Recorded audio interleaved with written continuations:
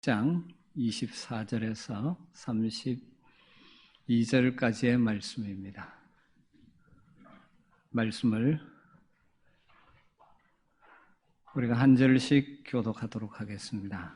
로마서 1장 24절에서 32절입니다. 그러므로 하나님께서 그들을 마음의 정욕대로 더러움에 내버려 두사 그들의 몸을 서로 욕되게 하게 하셨으니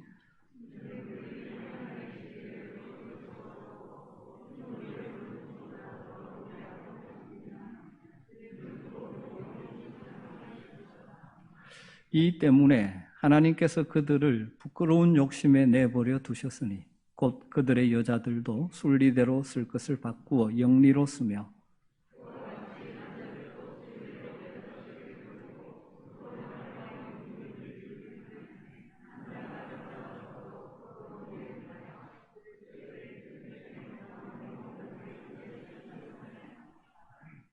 또한 그들이 마음에 하나님 두기를 싫어하며 하나님께서 그들을 그 상실한 마음대로 내버려 두사 합당하지 못한 일을 하게 하셨으니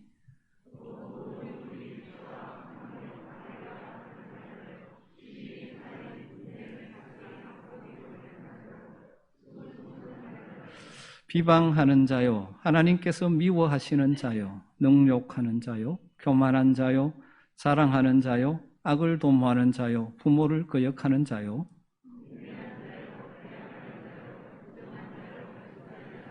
같이 읽습니다. 그들이 이 같은 일을 행하는 자는 사형에 해당된다고 하나님께서 정하심을 알고도 자기들만 행할 뿐 아니라 또한 그런 일을 행하는 자들을 옳다 하느니라. 아멘.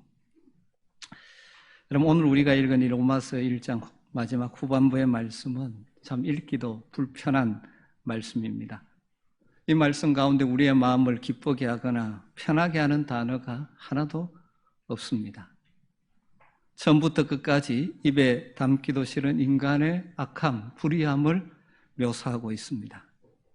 하지만 곰곰이 생각해 보면 이것이 이 땅을 살아가는 타락한 인간들의 실제적인 모습이라는 사실을 알 수 있습니다. 오늘 우리가 살고 있는 이 사회에는 바로 이런 죄악들이 점점 더 심해져 가고 있는 것 같지 않습니까? 오늘 말씀이 지적한 대로 심지어 그것이 죄악이 아니라고 합리화하는 일들이 일어나고 있습니다. 그런데 성경은 바로 이것이 하나님의 진노 아래에 있는 인간의 실상이라고 날카롭게 지적하고 있는 것입니다.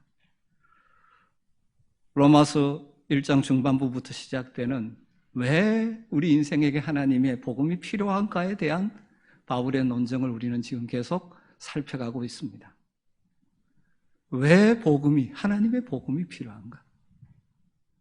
하나님의 복음이 필요한 이유는 복음을 알지 못하는 모든 인생은 하나님의 진노 아래에 있기 때문입니다.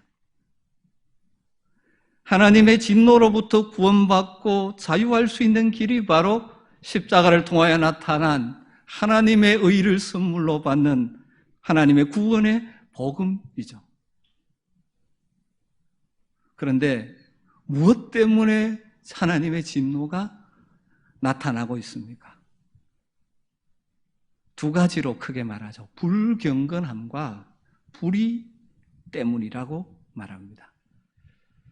그러면서 먼저 19절부터 25절까지 불경건함에 대해서 설명했죠.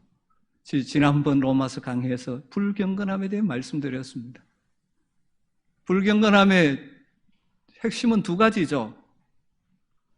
하나님의 존재를 없는 듯이 무시하는 태도가 불경건함이죠. 하나님을 무시하는 태도. 이런 하나님을 무시하는, 하나님이 없는 것처럼 하나님을 무시하는 불경건함은 항상 하나님 대신 다른 어떤 것을 우상으로 만들고 숨기는 것으로 나타난다고 말합니다. 이런 불경건함에 대해 하나님의 진노가 임하고 있고 나타나고 있다는 것입니다. 하나님의 복음이 없으면 이 진노 속에서 망할 수밖에 없는 것이 인생의 현실이라는 것입니다. 이런 불경건함에서 나오는 이 불경건함의 자세로 하나님을 무시하고 하나님을 대적하고 다른 것들을 자신의 우상으로 신으로 숨기고 살아가는 삶에 따라 나오는 결과와 열매가 무엇이냐면 불의함입니다. 불의함. 다양한 죄악의 구체적인 모습들. 바로 이 인간의 불경건함과 그 결과 나타나는 불의함 때문에 하나님이 진노하시고 그 진노가 지금 나타나고 있다는 것입니다. 그러면서 불의함의 구체적인 예를 26절부터 해서 32절까지 길게 다양한 목록을 지금 설명해 가고 있습니다. 그런데 주목해야 될 것 하나는 인간의 불경건함에서 나오는 불의함을 언급하면서 가장 먼저 들고 있는 것이 무엇입니까? 성적인 타락. 성적인 타락입니다.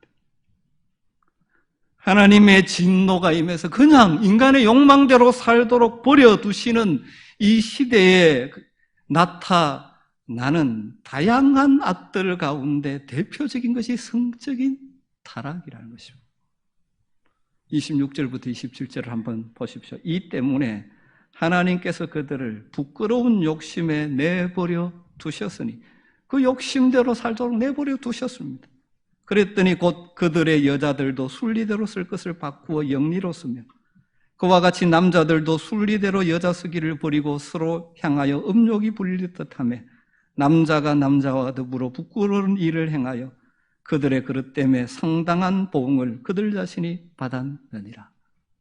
하나님을 무시하는 자들, 거부하는 자들, 대적하는 자들, 하나님께서 부끄러운 욕심대로 살도록 내버려 두셨습니다. 그럴 때 두드러지게 나타나는 죄악이 성적인 타락, 범죄인 것이죠. 그 가운데 가장 극단적인 것이 동성애인 것이죠.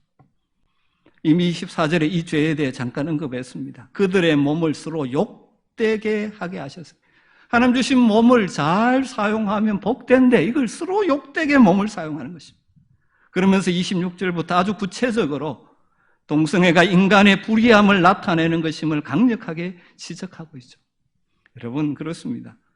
어느 시대나 그 사회의 타락상이 어느 정도인가를 읽을 수 있는 샘플과 같은 것 중에 하나가 성적 타락입니다.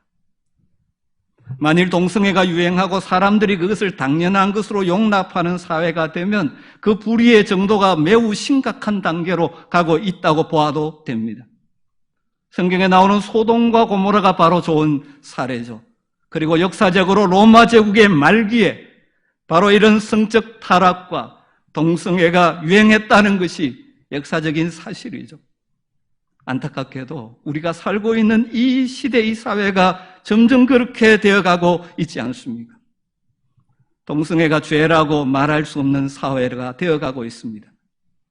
동성애를 성적 취향이라고 합리화하고 심지어 부추기는 사회가 되어가고 있습니다.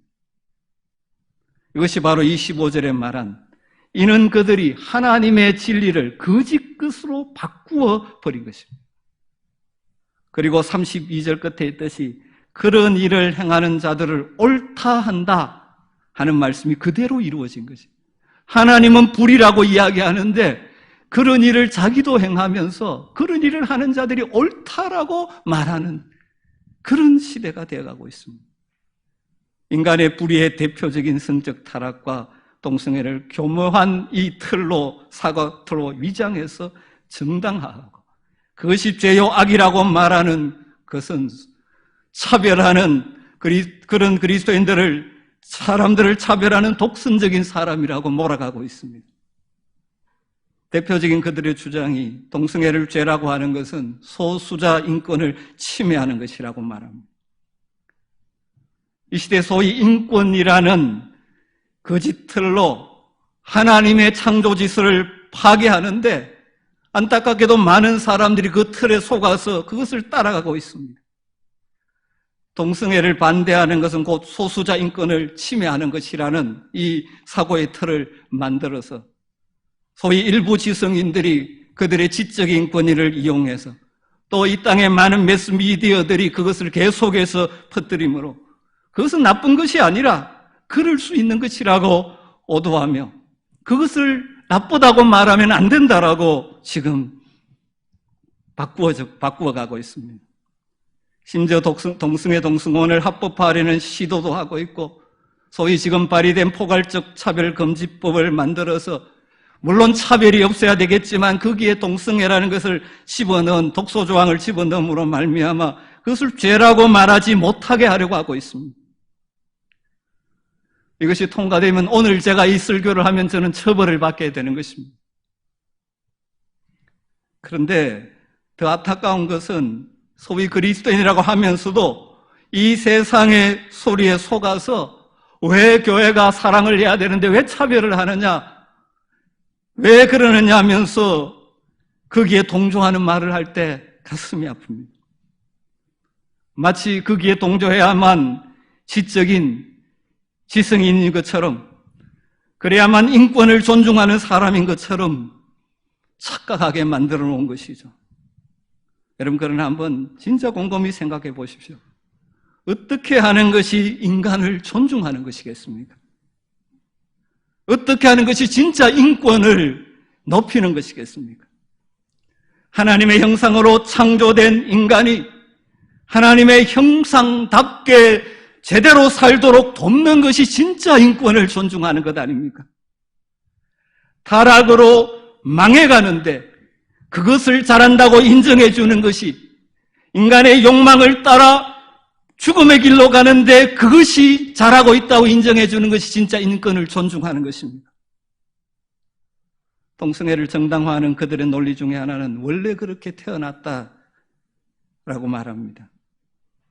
그런데 인간을 창조하신 창조주 하나님은 그렇게 말씀하지 않으십니다. 창세기 1장 27절에 하나님이 자기 형상, 곧 하나님의 형상대로 사람을 창조하시되 남자와 여자로 창조하시고, 그것이 어떻게 돼서 그런 성향이 생겼는지는 다양한 자라는 과정 속에서 생겼는지 무엇 때문에 그런지 모르지만 분명한 것은 왜곡된 인간 사회에 나타나는 다양한 그 요소들 때문에 나타난 것이죠. 단순화시키면 왜곡된 인간의 욕망의 다스림을 받을 때 나타나는 모습입니다. 우리가 그들을 혐오해서는 안 됩니다. 안타까운 마음으로 그들이 하나님의 형상답게 참으로 복된 삶을 살기를 소망하면서 그들이 회복되기를 소망하고 기도하고 섬겨야 하는 것이죠. 성경은 인간들이 순리대로 쓸 것을 바꾸어 영리로 쓴다고 말합니다. 이것이 불경건 하나님을 빼버리면 욕망을 따라 하나님 살도록 버려두실 때 나타나는 현상입니다. 다르게 말하면 그들의 행동이 하나님이 지으신 창조 질서가 위배된다는 것이죠. 그런데 그 사람들은 이렇게 말합니다. 그것이 언제부터 순리였느냐? 언제부터 남자와 여자가 결혼하는 것이 순리였으며, 언제부터 가정을 세우는 것이 순리이며, 언제부터 남자와 여자가 결혼해서 아이를 낳는 것이 순리냐? 그것은 내려오는 전통 관습이지 않느냐? 이런 말도 안 되는 궤변이 세상에서 정당한 것처럼 통하는 이유가 무엇인지 아십니까? 25절에 말씀하신 것처럼 그들은 이미 하나님의 진리를 거짓 것으로 바꾸어버렸기 때문입니다. 소위 이 시대 소위 일부 지성인들이 이런 논리를 펴면서 이런 궤변을 늘어놓는데 많은 사람들이 동조합니다. 아, 그래. 그게 왜 언제부터 그랬느냐? 여러분, 인간을 창조하시고 지으신 그분이 이것이 순리라고, 창조의 순리라고 말씀하셨습니다. 여러분, 결국 인간은 자신의 정욕을 위해서 하나님만 제거하면 못할 짓이 없습니다. 진리고 순리고 자연법칙이고 다 소용이 없습니다. 그저 인간의 정욕을 채우는 것이 순리라고 말하는 것입니다. 자기의 감정대로 사는 것이 순리라고 말합니다. 그래서 사람들은 점점 성의 문제를 도덕이나 진리와는 관계없다고 말합니다. 상호 동의가 이루어지고 착취관계만 아니면 그만이라는 것입니다. 이처럼 순리를 영리로 바꾸는 자들이 점점 많아지고 있는 것이 우리가 처한 현실입니다. 사랑하는 성도 여러분, 속지 마십시오. 정신 차리십시오. 하나님의 말씀 위에 굳게 서시기를 주님으로 부탁을 드립니다. 성경은 성적인 타락, 하나님의 순리를 영리로 바꾸는 동성애, 이것은 인간의 더러운 욕망을 따르는 것이라고 계속 지적하고 있습니다. 24절을 보십시오. 하나님께서 그들을 마음의 정욕대로 더러움에 내버려 두사 그럴 때 나타나는 형상. 26절, 이 때문에 하나님께서 그들을 부끄러운 욕심에 내버려 두셨으니, 그렇게 버려두시니까 그런 결과가 나온 것입니다. 하나님을 마음에 두기를 싫어하는 자들로 하여금 정욕대로 내버려 두니까 먼저 성욕을 채우더니 이젠 그것을, 이 자극을 더 찾고 찾다 보니까 이상한 더 그것으로 가는 것이. 물론 불경감원에서 나오는 불의가 그것만이 아닙니다. 그 다음 많은 불의의 목록들이 뒤따라 나오고 있죠. 온갖 불의한 것들이 하나님을 제거해버리고 욕심대로 살아갈 때 나타납니다. 29절, 곧 모든 불의, 추악, 탐욕, 악의가 가득한 자요, 시기, 살인, 분쟁, 사기, 악독이 가득한 자요. 하나님을 내버리고 욕망대로 살아갈 때 마음에 옳지 않은 것을 추구하는 욕구가 있습니다. 옳지 않은 것을 추구하는 것. 이게 불입니다. 헬라어로 아디키아. 그 다음 또 뭐가 나타나면 더러운 것을 추구하는 욕구가 나옵니다. 추악, 포네리아. 그 다음에 더 소유하려는 욕구, 탐욕. 그 다음 악한 것에 대한 욕구, 악의. 이런 것들이 마음에 가득 채워집니다. 이렇게 자신의 마음을 더러운 욕구로 가득 채운 사람들은 이제 더 나아가서 다른 사람과 관계에서 악들을, 불의들을 행하게 됩니다.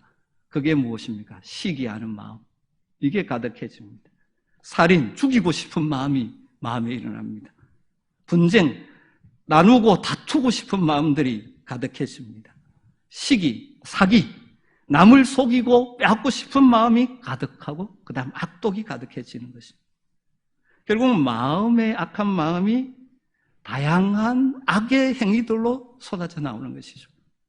이런 악한 정욕으로 인해서 마음의 더러운 것과 악한 것이 사이게 될 때 어떤 행동들이 나오게 됩니까? 그것이 29절 하반절부터 나오죠. 수군수군하는 자요, 비방하는 자요, 하나님께서 미워하시는 자요, 능욕하는 자요, 교만한 자요, 자랑하는 자요, 악을 도모하는 자요. 이런 악한 마음이 생기면 가장 인간이 사용할 수 있는 쉬운 무기가 무엇입니까? 바로 이 입입니다. 말이죠. 이걸 통해서 남을 공격합니다. 수군수군 거리는 거죠. 이 수군수군은 은밀하게 뒤에서 악평하고 돌아다니는 것입니다. 오늘날 자신의 이름을 감추고 수많은 추측과 유언비어 그리고 비방하는 말을 SNS로 도배하는 자들도 이런 종류의 사람들이죠. 그러다가 여기서 더 담대해지면 이제 공개적으로 남을 욕하고 비난합니다. 비방이죠. 수군수군하다가 그 다음 비방하게 되어집니다. 그런데 그 비방의 1차적인 대상이 누군지 아십니까? 하나님이요, 하나님을 믿는 성도들이 되어집니다.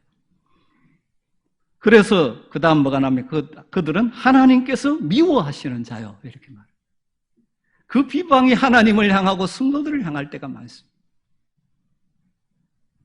우리가 잘못 살아서 욕을 먹는 경우도 있지만 우리가 말씀대로 사는데도 비방합니다. 왜냐하면 그들 속에 악이 있기 때문에. 그러다 보니까 그들이 어떤 존재인가? 하나님이 미워하는 자들이 된다는 것입니다. 왜 성도들을, 바르게 사는 성도들을 싫어합니까? 우리 성도들이 구별되게 살다 보면 그들의 죄가 드러나고 그들의 불의가 드러나기 때문에. 자신을 돌아보지 못하고 여전히 자기 잘난 맛에 사는 자들이 많아집니다. 교만한 자요. 그리고 자기를 자랑하는 자들이 됩니다. 그리고 여기 한 걸음 더 나가서 자기의 이익을 위해서는 다른 사람들이 상상하지 못하는 악들을 고안해냅니다. 악을 도모하는 자. 교묘하게 심지어 법을 잘 이용해서 악을 도모해요. 그 뒤에서 하나님을 무시하고 거역하는 사회의 특징적인 죄들이 그 다음 이어지고 있습니다. 30절 하반절부터 31절 부모를 거역하는 자요, 우매한 자요, 배약하는 자요, 무정한 자요, 무자비한 자라. 이런 자들은 부모를 거역하게 됩니다.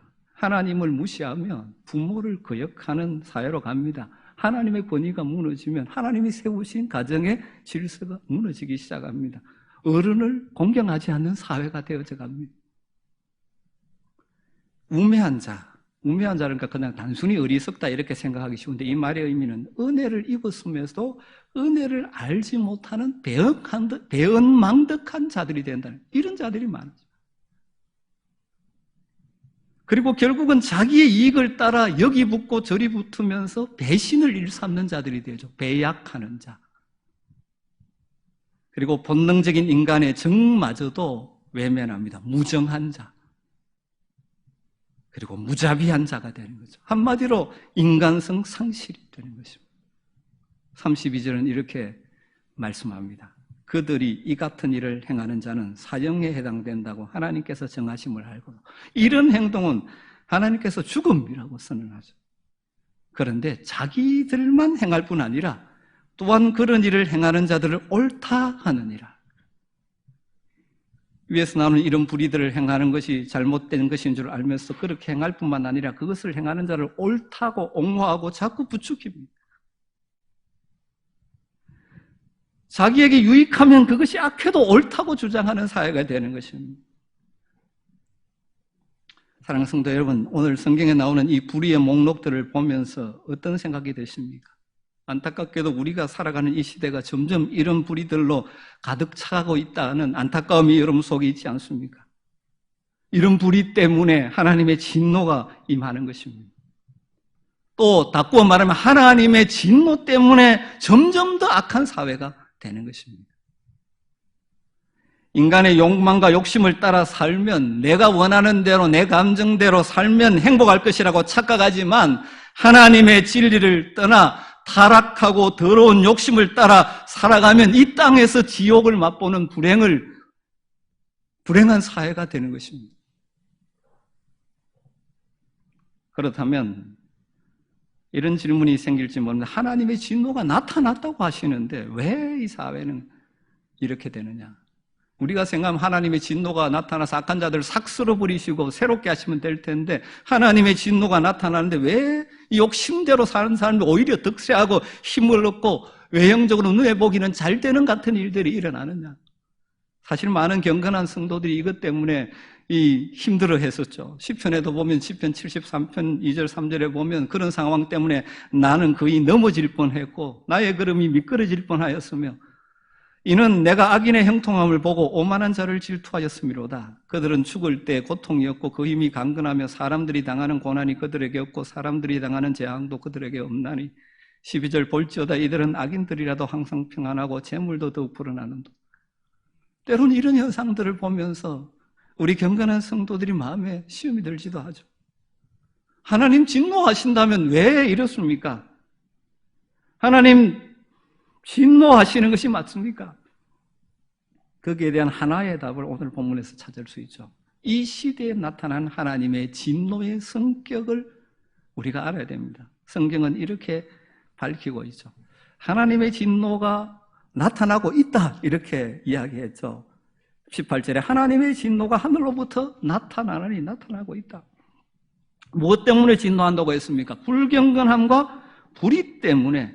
그러면서 불경건함이 뭔지를 설명하고 오늘 본문에서 불의가 뭔지를 설명하는 중간에 이 시대에 나타난 하나님의 진노의 성격을 바울은 조금씩 드러내고 있습니다. 그게 뭐냐 하면 하나님은 불경건하고 불의한 자를 그냥 내버려 두시는 것입니다. 내버려 두는 것이 진노라. 하나님의 진노입니다. 하나님의 진노는 내버려 두심으로 나타난다는 것입니다. 굳이 예를 든다면 부모들이 자녀가 잘못하는데 아무리 이야기도 안 들으면 화가 나면 뭘 합니까? 내버려둬. 그러다가 망하든지 말든지 공부 안 하고 놀다가 대학에 떨어지든지 말든지 지 인생이니까 내버려둬. 물론 부모들은 자녀를 사랑하기 때문에 말 그대로 하지 않고 내버려 두지 않죠. 그렇지만 정말 사랑하는 자가 무슨 짓을 해도 그냥 내버려 두고 전혀 신경 쓰지 않는다면 정말 화가 난 것입니다. 이 땅의 악한 자들을 향한 하나님의 진노가 바로 그렇게 나타나고 있습니다. 내버려 두는 것입니다. 욕망대로 살도록 그냥 던져주시는 것입니다. 그래서 성경은 이들을 내버려 두셨다는 말을 오늘 본문에서 3번이나 사용합니다. 24절을 보십시오. 하나님께서 그들을 마음의 정욕대로 더러움에 내버려 두사. 더러운 정욕대로 살도록 그냥 버려두셨다는 거예요. 이게 하나님의 진노입니다. 26절, 이 때문에 하나님께서 그들을 부끄러운 욕심에 내버려 두셨으니. 28절, 하나님께서 그들을 그 상실한 마음대로 내버려 두사.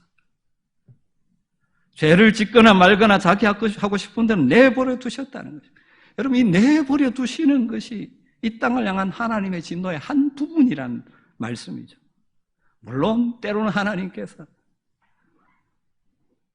참다가 눈에 보이는 심판으로 하나님의 진노를 나타내기도 하십니다. 노아 홍수 심판, 소돔 고모라의 심판, 역사상에서 다양한 하나님의 심판, 또 그리고 우리가 알다시피 마지막 최종 심판, 피할 수 없는 하나님의 진노의 심판이 불의함과 불경건함으로 계속 살아가는 자들에게 임할 것입니다.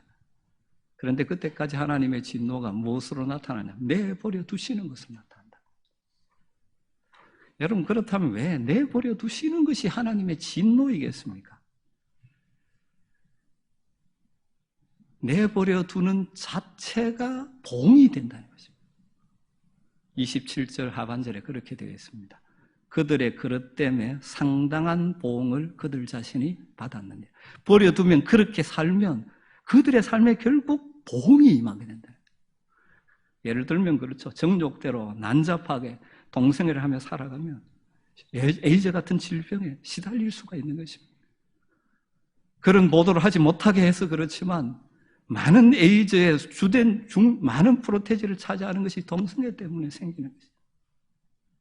또 그렇게 계속 그렇게 살아가면, 난잡하게 살아가면 육체적인 질병과 고통에 시달리게 되어 있는 것입니다. 코로나19 때문에 그 일부의 모습이 드러났습니다. 그 가운데 하나가 뭐죠? 블랙 수면방이라는 것. 거기에 들어가서 온갖 추잡한 짓을 하는데 그 사람들이 여러 가지 육체적인 많은 문제를 안고 있다는 것, 그거를 거쳐 회복된 사람들의 이야기를 들어보면 잘 알 수 있습니다.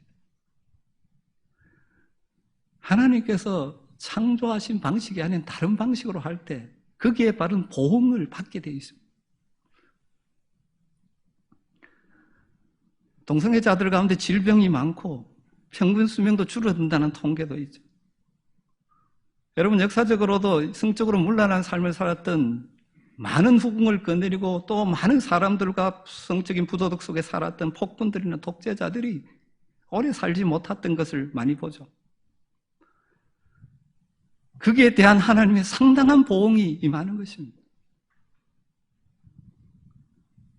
인간이 정욕대로 살고 하고 싶은 대로 하면 정말 행복해질 것 같지만 실제로는 그렇게 하면 점점 행복도가 떨어져서 더 자극적인 것들을 원하는 불행한 상태가 되는 것이죠. 여러분 생각해 보십시오. 어느 유흥골프처럼 성중독에 걸려서 10명의 여자들과 더불어 음란하고 함음행하고 사는 상태가 그게 과연 행복하겠습니까? 행복을 추구한다면서 정욕이 원하는 대로 그렇게 막 살아가다가 마음이 공허해지고 정신이 황폐해져서 수면제나 마약이 없으면 잠을 이루지 못하는 자가 되는 그것이 정말 행복한 삶이겠습니다.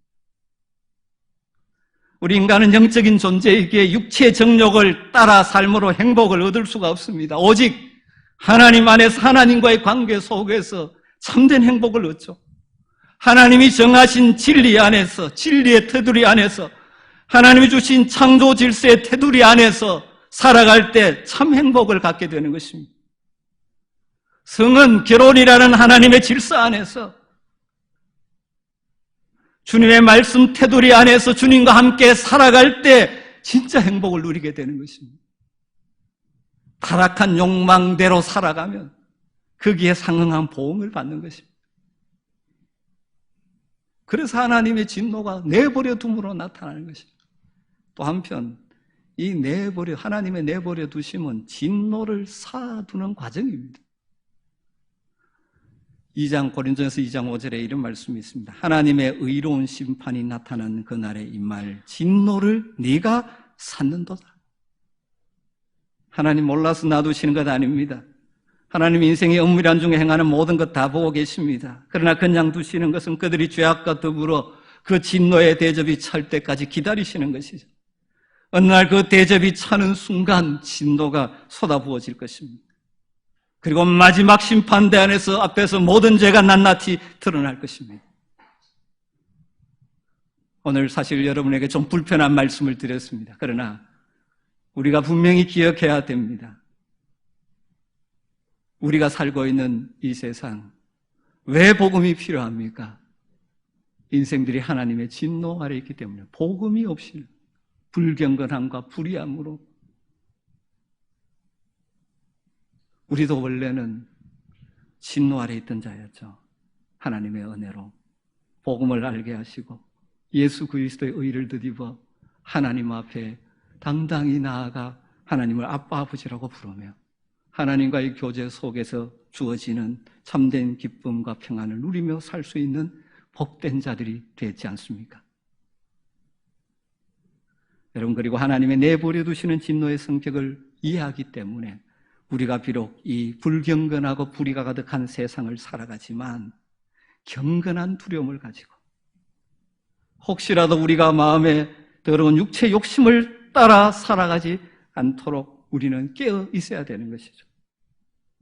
그리고 불경건함과 불의가 가득한 이 세상을 안타까운 마음으로 바라보면서 그들이 정말 복음을 깨닫고 하나님 앞에 돌아와 하나님의 형상대로 참으로 복 있는 인생이 되기를 눈물로 기도하는 중보자들이 되어야 하지 않겠습니까? 그리고 우리를 창조하신 하나님을 찬양할 뿐만 아니라 하나님의 창조 질서 안에서 참으로 행복을 누리며 살아가야 하지 않겠습니까? 불경건하고 불의한 자처럼 육신의 정욕을 따라 거기에 끌려 사는 것이 아니라 예수 믿을 때 우리 안에 거하시는 성령의 인도함과 이끌림을 따라 살아감으로 날마다 성령의 열매를 맺으며 참된 기쁨과 평안을 맛보는 성도의 삶을 우리가 함께 살아가야 하지 않겠습니까? 기도하겠습니다. 하나님, 불경건함과 불의가 가득한 세상 가운데서 우리에게 복음을 알게 하시고 하나님을 아빠 아버지라고 부르며 하나님 안에서 참된 행복을 맛보게 하심을 감사합니다. 이 타락한 세상 가운데서 경건한 하나님의 백성들이 되게 하여 주시고 이 세상을 안타까움으로 바라보며 회복을 위하여 눈물로 기도하는 기도자가 되게 하시고 이 세상에 발붙이고 살지만 더러운 육체의 욕심을 따라 사는 것이 아니라 우리 안에 거하시는 성령의 이끌림을 받으며 살아가는 참으로 복된 성도들 되게 하여 주시옵소서. 예수님의 이름으로 기도드리옵나이다.